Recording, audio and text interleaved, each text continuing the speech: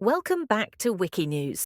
We're jumping right into this absolute bombshell that's got the political world exploding. Former FBI Director James Comey, the guy who's been in Trump's crosshairs for years, just showed up in federal court in Alexandria, Virginia, yesterday for his arraignment, pleading not guilty to two heavy federal charges of making false statements to Congress and obstructing a congressional proceeding, all tied back to his 2020 testimony about the Russia investigation. No dramatic perp walk or cuffs like we saw with Roger Stone back in the day. Comey rolled up on a simple summons, looking composed in a suit, with his lawyer Patrick Fitzgerald entering the plea on his behalf, and the judge slapping down a trial date for January 5, 2026, before letting him walk out scot-free with no conditions. But hold up, the drama behind the scenes? Straight fire. Reports are swirling that the FBI tried to stage a full-on showy arrest with beefy agents in Kevlar vests hauling him in for the cameras, but an agent in the Washington field office got suspended for flat-out refusing to play along, calling it a blatant abuse of power. This all kicked off last month on September 25 when a grand jury in the Eastern District of Virginia dropped the indictment like a mic, just days after Trump went full scorched earth on Truth Social, demanding Attorney General Pam Bondi move now to prosecute Comey and a laundry list of his enemies like Letitia James and Adam Schiff.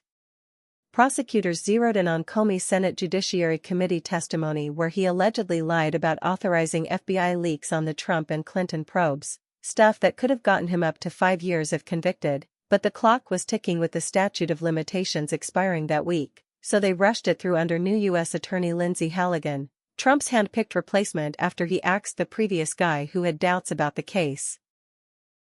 Comey's team is firing back hard, calling it a vindictive prosecution straight out of Trump's playbook, filing motions to dismiss and arguing it's all political payback for Comey firing him in 2017 and kicking off the Russia probe that haunted his first term. In a video he dropped right after the charges hit, Comey stayed cool, saying he's innocent and welcomes the fight to clear his name. But Trump's out here celebrating like it's the Super Bowl, posting "Justice in America," and dubbing him a dirty cop who destroyed lives. X is a total war zone right now. Folks like Roger Stone are posting side-by-side pics of his own SWAT-style raid versus Comey's casual stroll into court, captioning it "the indignity James Comey did not have to endure," racking up thousands of likes from MAGA diehards fuming about the two-tiered justice system. Others are calling for redneck revolts if he walks, while conservatives are hyped, speculating if this flips Comey into ratting out Obama or the deep state to dodge prison time. Even Comey's son-in-law, a prosecutor in the same district, quit his job the day after the indictment dropped, citing conflicts. Talk about family fallout.